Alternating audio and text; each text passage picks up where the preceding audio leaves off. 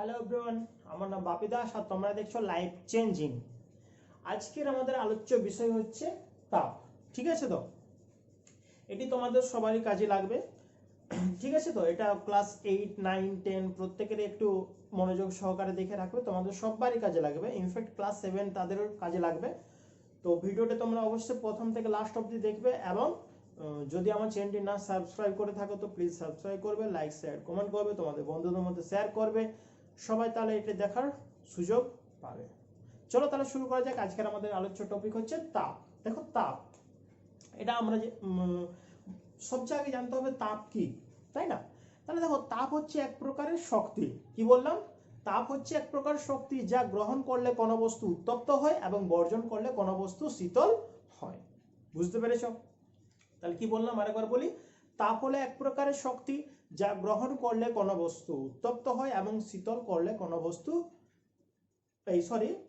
তাপ হলো এক প্রকার শক্তি যা গ্রহণ করলে কোনো বস্তু গরম হয় বা উত্তপ্ত হয়, গরম হয়ে যাবে, এবং তাপ বর্জন করলে বস্তু কি হয়ে যাবে? শীতল হয়। বুঝতে পেরেছো তো? এরপর দেখো, কোন বস্তুর যে উষ্ণতা বাড়বে বা কমবে সেটা কোন বস্তুর কোন কোন বিষয়ের উপর নির্ভর করে। ঠিক আছে, তো দেখো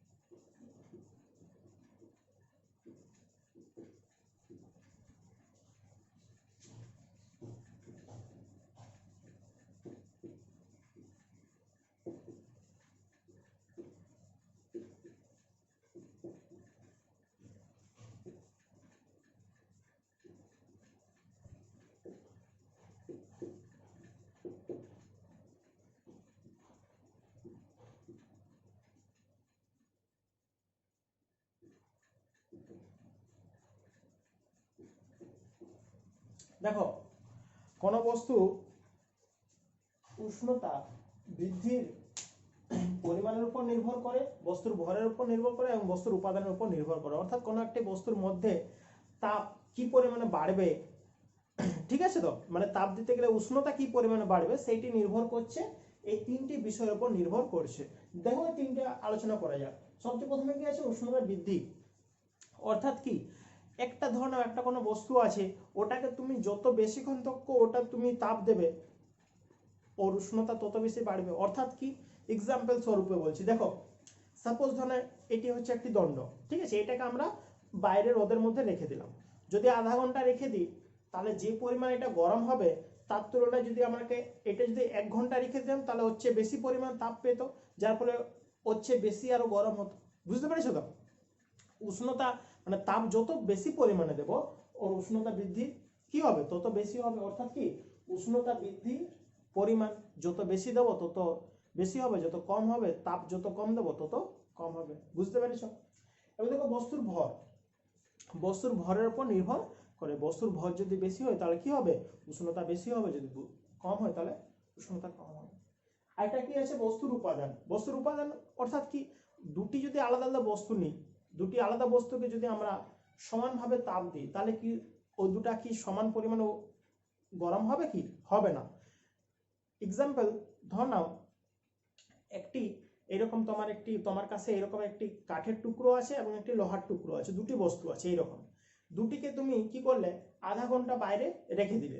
আধা ঘন্টা রেখে দেওয়ার পর তুমি যখন ওগুলাকে বাইরে থেকে বাড়ি নিয়ে আসবে বা ওগুলাকে তুমি যখন টাচ করবে তখন দেখতে পাবে কি, যে কাঠের বস্তুর চেয়ে যেটা ধাতু বা লোহার বস্তু ছিল সেটি অনেক বেশি গরম হয়ে গেছে, তাই না?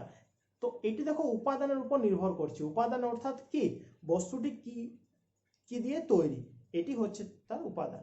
বুঝতে পেরেছো তো? এরপর দেখো, এই যে উষ্ণতা যে বললাম, এই উষ্ণতাকে আমরা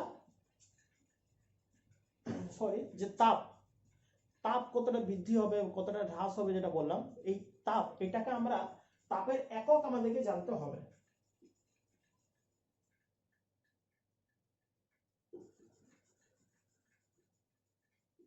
তাপের একক জানতে হবে। দেখো সিজিএস এ হয়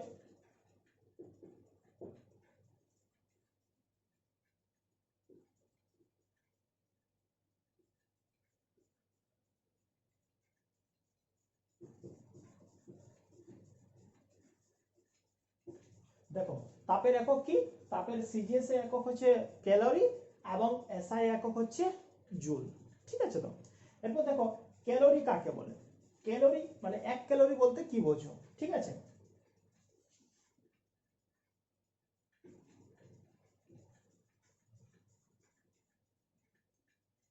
এক গ্রাম বিশুদ্ধ জলের উষ্ণতা 1 ডিগ্রি বৃদ্ধি করতে, কি বলছি ভালো করে শুনবে, 1 গ্রাম বিশুদ্ধ জলের উষ্ণতা 1 ডিগ্রি বৃদ্ধি করতে যে পরিমাণ তাপের প্রয়োজন তাকে বলা হচ্ছে 1 ক্যালোরি। বুঝতে পেরেছো? আরেকবার রিপিট করছি, 1 গ্রাম বিশুদ্ধ জলের উষ্ণতা 1 ডিগ্রি বৃদ্ধি করতে, ঠিক আছে তো, যে পরিমাণ তাপের প্রয়োজন তাকে বলা হচ্ছে 1 ক্যালোরি। অসুবিধা আছে? দেখো আশা করছি অসুবিধা হবে না। এরপর দেখো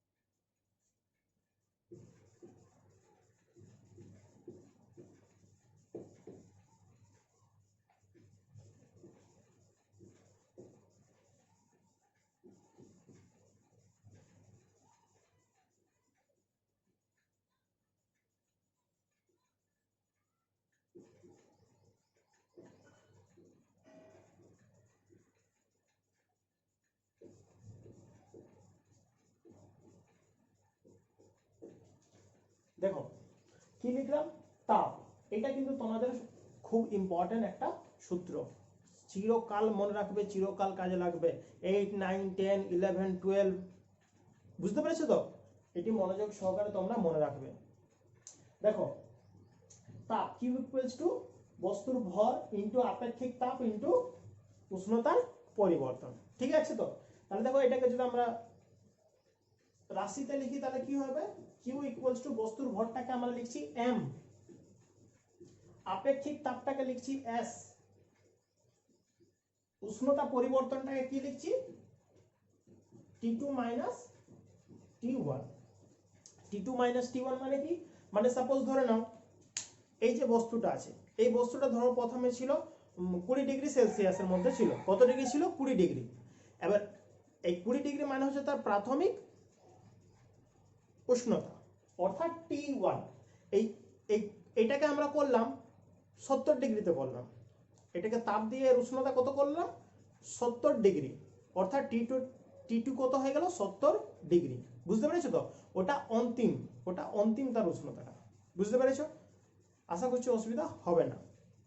T2 কি T1 কি বুঝতে পেরে গেছো, তাই না? এখান থেকে তোমাদের অনেক প্রশ্ন আসবে, একটু মনোযোগ সহকারে তোমরা সেটা করবে।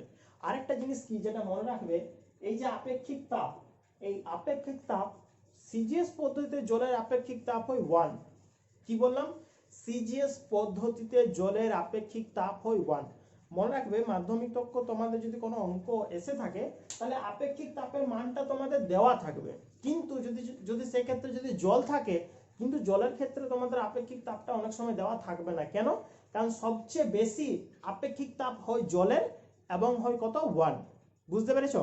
জল বাদ দিয়ে যে কোনো পদার্থের আপেক্ষিক তাপ কি হয় কম হয়, শুধুমাত্র জলেরই হয় সবচেয়ে বেশি কত 1।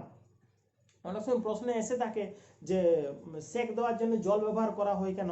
দেখো সেক দেওয়ার জন্য জল ব্যবহার করা হয় কেন, কারণ আপেক্ষিক তাপ সবচেয়ে বেশি কার কি জল, অর্থাৎ কি জল ঠান্ডা হতে অনেক বেশি সময় কি লাগে, অর্থাৎ যত বেশি ওটা গরম থাকবে তত কি হবে আমাদের ওটা কাজে লাগাতে সুবিধা হবে। বুঝতে পেরেছো তো? এটি হচ্ছে মেন। এই এখান থেকে তোমাদের অঙ্ক বহু এসে থাকে, মনোযোগ সহকারে এটা দেখবে। দেখো একটা অঙ্ক করি তাহলে তোমাদের আরো মাথায় ঢুকবে। ধর না বলে দিয়েছি একটি বস্তুর ভর হচ্ছে 50 গ্রাম, মনোযোগ সহকারে শুনবে।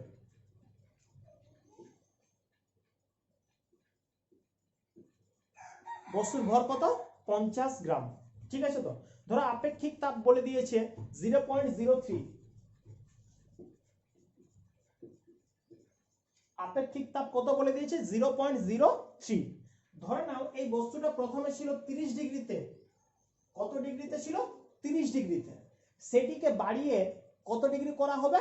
70 ডিগ্রি করতে হবে। কত ডিগ্রি করতে হবে? 70 ডিগ্রি। তাহলে কতটা তাপের প্রয়োজন? তাহলে কতটা তাপের প্রয়োজন?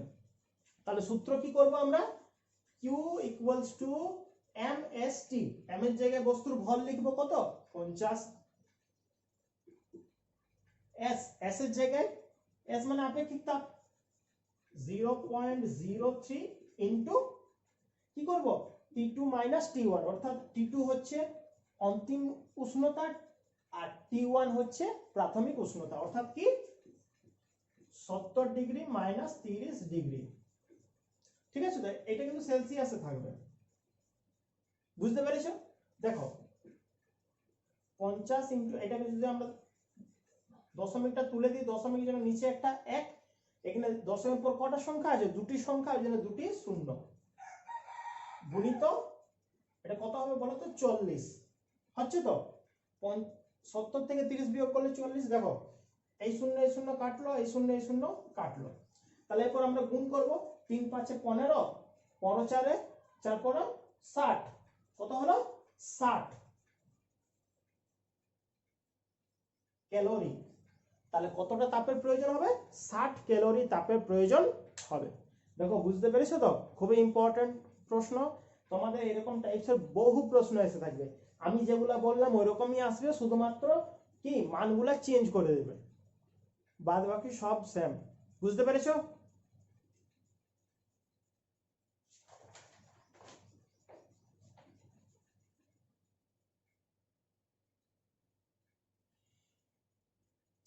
এরপর দেখো গলনাঙ্ক কাকে বলে? গলনাঙ্ক মানে কি? কোনো কঠিন পদার্থ যে উষ্ণতায় গলে, বুঝতে পেরেছো তো? অর্থাৎ তরলে পরিণত হয়, তাকে বলা হচ্ছে গলনাঙ্ক। কোনো কঠিন পদার্থ তরলে পরিণত হয় যে উষ্ণতায়, তাকে বলা হচ্ছে গলনাঙ্ক। স্ফুটনাঙ্ক কি বলবো? স্ফুটনাঙ্ক যে তরল পদার্থ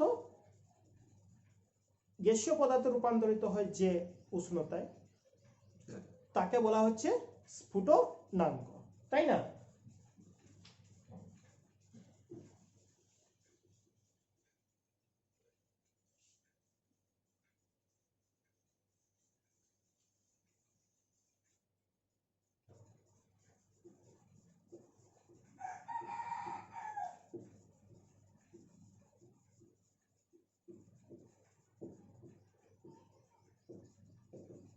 দেখো আমরা জানি কঠিনকে তাপ দিতে গেলে তরলে পরিণত হয়, তরলকে আবার তাপ দিতে গেলে গ্যাসীয় পদার্থে পরিণত হয়। কিছু কিছু পদার্থ আছে যেসব পদার্থগুলো কঠিন থেকে সরাসরি গ্যাসীয় পদার্থে পরিণত হয়, সেগুলো সম্পর্কে আমরা পরে আলোচনা করব, কারণ ওগুলো ব্যতিক্রমের মধ্যে পড়ছে। দেখো কঠিনকে তাপ দিলে তরল হবে, তরলকে তাপ দিলে গ্যাসীয় পদার্থে পরিণত হবে। অর্থাৎ কি কঠিনকে কত তাপ দিতে গেলে সর্বনিম্ন কত তাপ দিতে গেলে সেটি মানে যে উষ্ণতায় কঠিনটা যে উষ্ণতায় যে প্রথম যেটা বললাম যে কত তাপ দিলে, ওটা না, যে উষ্ণতায় কঠিনটা কিসে পরিণত হচ্ছে? তরলে, সেটা হচ্ছে স্ফুটনাঙ্ক।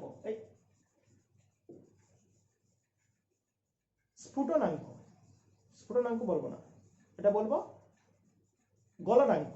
কি বলবো? গলনাঙ্ক।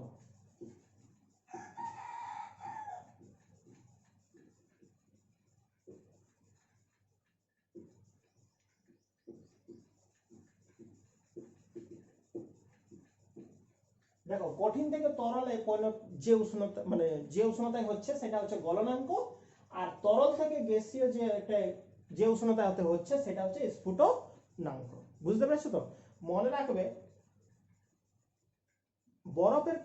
বরফ থেকে যে জলে পরিণত হচ্ছে, বরফের গলনাঙ্ক হচ্ছে 1। বরফের গলনাঙ্ক কত বললাম? 1। এটি তোমরা মাথায়, ঠিক আছে তো? ঠিক সেই রকম যদি আমরা তরল থেকে কঠিনে নিয়ে যাই, তরল থেকে যদি আমরা কঠিনে নিয়ে যাই,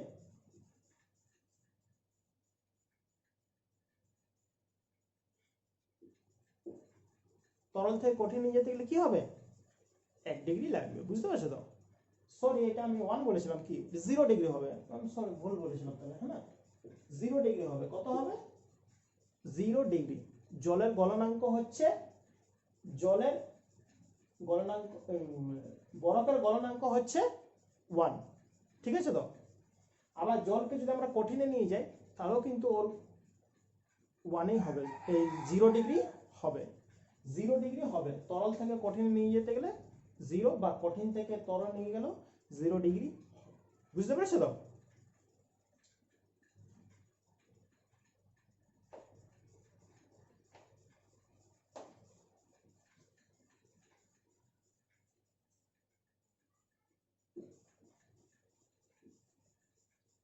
তরল থেকে কঠিন নিয়ে গেলে সেটা হচ্ছে হিমাঙ্ক, আর কঠিন থেকে তরল নিয়ে গেলে হচ্ছে গলনাঙ্ক, যে উষ্ণতাটা আর কি নিয়ে যাওয়া হয়, দুটোই হচ্ছে 0 ডিগ্রি, ঠিক আছে তো? এটা হচ্ছে 0 ডিগ্রি, এটা হচ্ছে 0 ডিগ্রি, এটা কিন্তু মাথায় রাখবে, ঠিক আছে তো?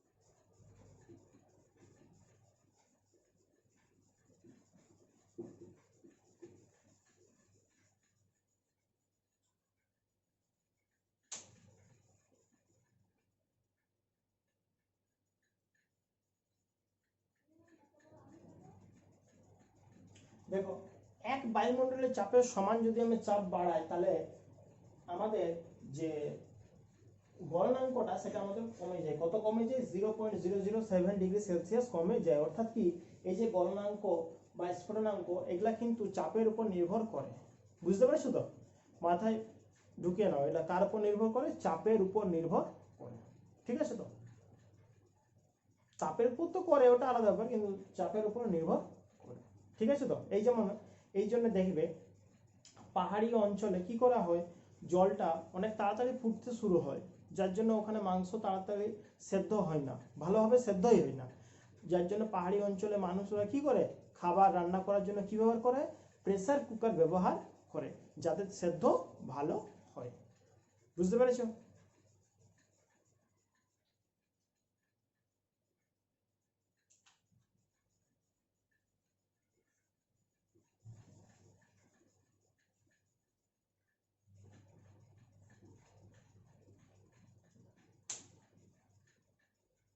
দেখো, হিমমিশ্র, হিমমিশ্র কি, নুনের সাথে বরফ মিশিয়ে নিয়ে এক রকমের কঠিন পদার্থ তৈরি করে, যেটি হচ্ছে হিমমিশ্র, ঠিক আছে তো?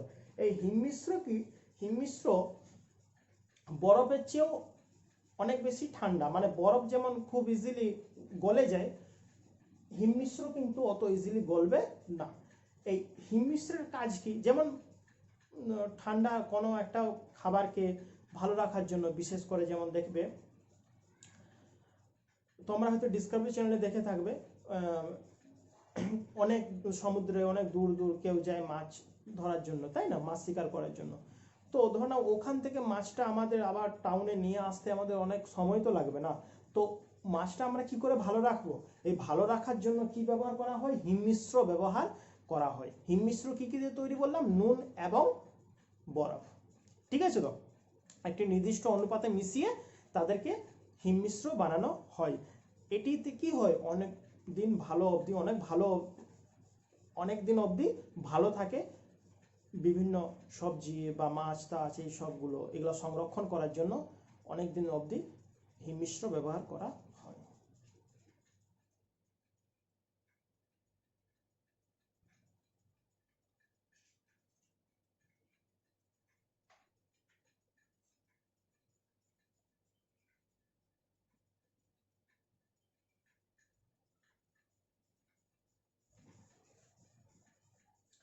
দেখো, বাষ্পীভবন, বাষ্পীভবন মানে কি? বাষ্পীভবন মানে হচ্ছে কোনো তরল, কোনো তরল যে দেখবে বাষ্পে পরিণত হয়, এটি হচ্ছে বাষ্পীভবন। অর্থাৎ কি, আমরা অনেক সময় দেখে থাকি যে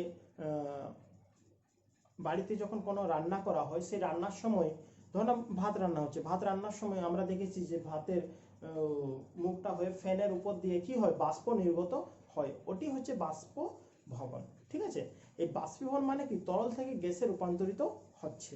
বুঝতে পেরেছো তো? এই বাষ্পীভবনের ফলে আমাদের দৈনন্দিন জীবনে বহু কাজ হয়ে থাকে। যেমন ধরো আমরা কোনো কাপড় কেচে নিয়ে রোদের মধ্যে রেখে দিলাম, তাহলে কি হবে, ওই কাপড় প্রথমে ভেজা অবস্থা থাকবে, অর্থাৎ ওর মধ্যে জল থাকবে, সেই জলটা কি হবে, বাষ্প হয়ে আকাশে উড়ে যাবে, যার ফলে আমাদের কাপড়টা শুকিয়ে যাবে, তাই না? বুঝতে পেরেছো?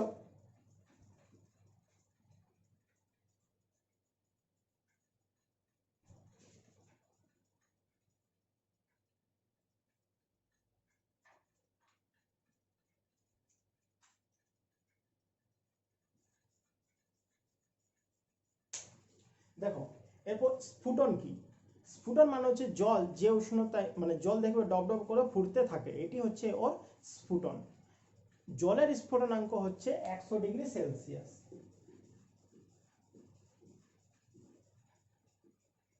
জলের স্ফুটনাঙ্ক কত? 100°C।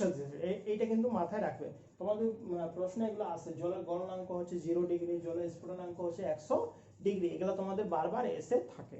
ঠিক আছে তো, মনোযোগ সহকারে এগুলো তোমরা দেখবে।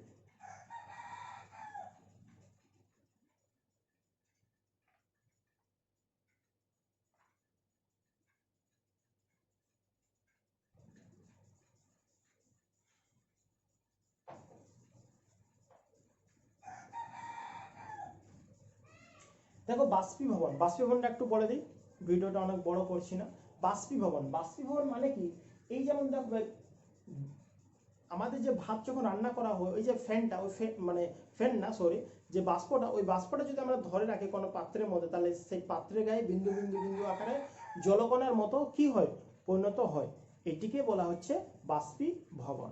এই বাষ্পীভবনের মাধ্যমে আমাদের এই যে বৃষ্টি হয়ে থাকে, এই বাষ্পীভবনের মাধ্যমেই হয়ে থাকে। অর্থাৎ কি, জানো পুকুরের জলটা কি হয়, সূর্যের আলোতে গরম হয়ে আকাশে উড়ে যায়, আকাশের উপরে গিয়ে ঠান্ডা হয়ে নিয়ে আবার বাষ্পীভবন হয়। ঠিক আছে তো, আবার সেটা জলকণাতে পরিণত হয়, তারপর সেটি আবার পৃথিবীর বুকে নেমে আসে। ঠিক আছে তো, ঠিক আছে, চলো আজকে এতটাই থাক। তোমার বাড়িতে একটু মনোযোগ দিয়ে এগুলা দেখবে। ঠিক আছে তো, দেখতে গেলেই হয়ে যাবে। বুঝতে পেরেছো তো? আর আমার চ্যানেলটা অবশ্যই সাবস্ক্রাইব করবে, লাইক করবে, শেয়ার করবে। ভালো থেকো, ধন্যবাদ।